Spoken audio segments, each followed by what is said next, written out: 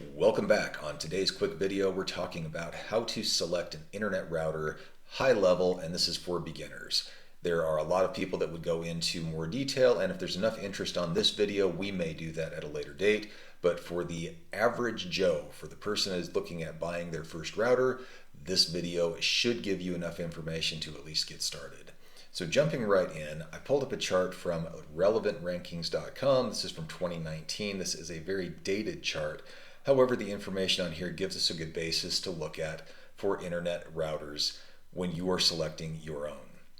So there's a few different things that you want to look at when you look at a router. You don't want to look at just the coolest one or how expensive it is or even necessarily the relevant rankings, even though rankings are important for people's experience with that router. Here's what I look at though when I'm looking at a router. The first one is, does it do both 2.4 gigahertz and 5 gigahertz bands?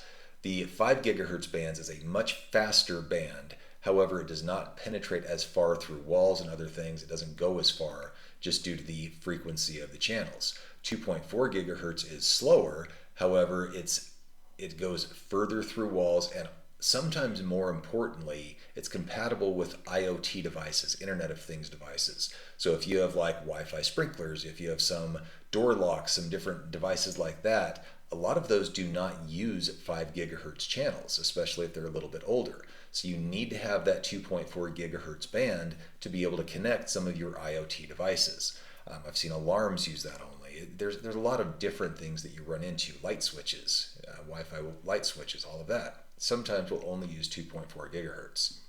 So make sure you have both bands. Is it mesh compatible? Now, mesh is basically, can you link it with other devices to enhance your Wi-Fi coverage in the home? If you have a large home, that is a consideration that you need to look at. And a large home can be 2,500, 3,500 and up square feet. Yes, the standard router will cover most of your 2,000, 2,500, and even 3,000 square foot houses if it's an up and down style.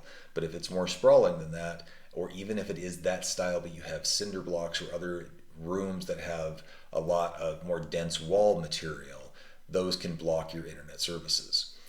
The next thing that I look at is price. A more expensive router does not necessarily mean it's a better router. And we'll go into some of those details as we get through this. And I also look for QoS settings, quality of service settings. Now that may sound a little bit different than what it actually does, but it allows you to prioritize certain devices over other devices. You may want to prioritize an office computer over the kid's TV, just because, well, for obvious reasons. Parental controls would be the next one.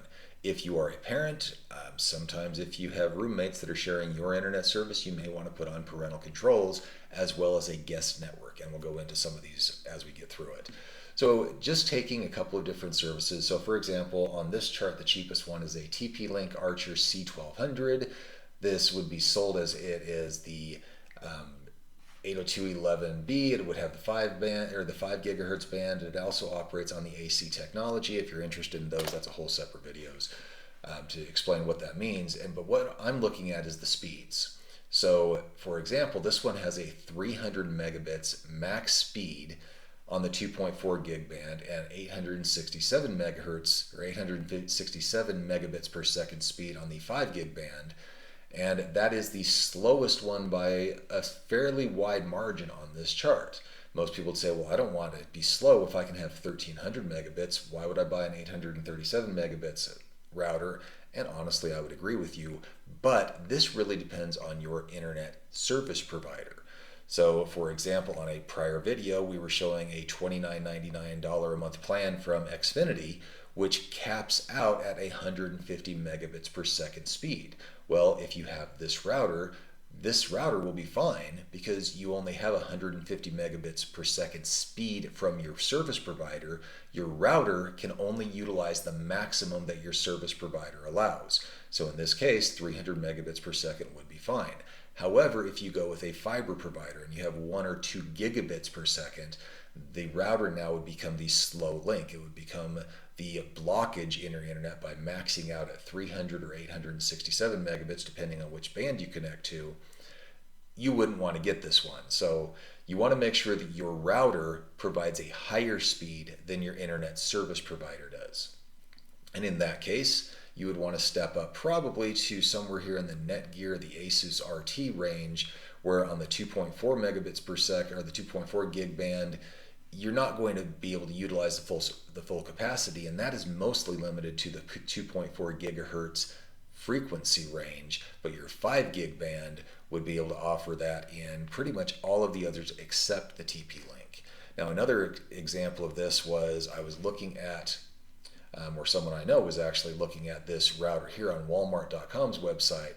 It's a TP-Link C54 AC1200. It's very similar to the other one for $19.99, $20 for a router. Hey, that's a deal when most of your internet service providers charge between $10 and $15 a month to rent it. Why would you not do this?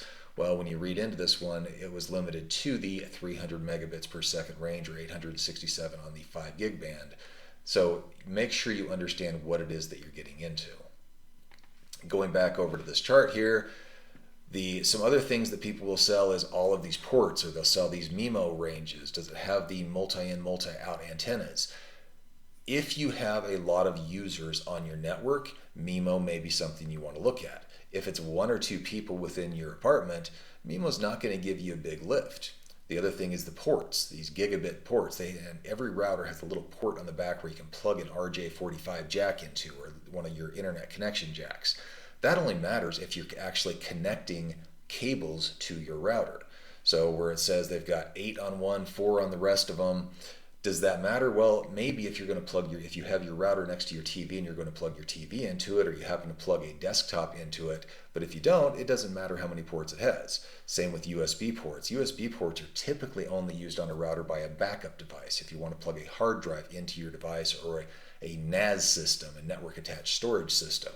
If you're not, it doesn't matter if it has a USB port or not, unless you decide to get a little crazy down the road and maybe flash the router with a DDRT or a Tomato operating system or a firmware. So those are whole separate videos. We can get into those at a later date if people have enough interest again. But the main thing to look for when you are looking at a router, I would start with the speed that it operates on the 2.4 and 5 gig bands. The MIMO antennas are important if, again, you are looking at multiple users. If you have a family that uses devices heavily, and the price. There's no need to go out and spend $200, $300, $400 on a router unless you have extremely heavy internet use and you need extreme reliability for that heavy internet use. For most people's applications, you can go to Amazon and spend $50, maybe $100, and get a router that will suit your needs. I hope this video has helped. If it has, please give us a like. If you'd like to see more of this type of content, consider subscribing to the channel. And if you know someone who can benefit from this type of content, please do share the video. Thanks for being here. We'll see you on the next one.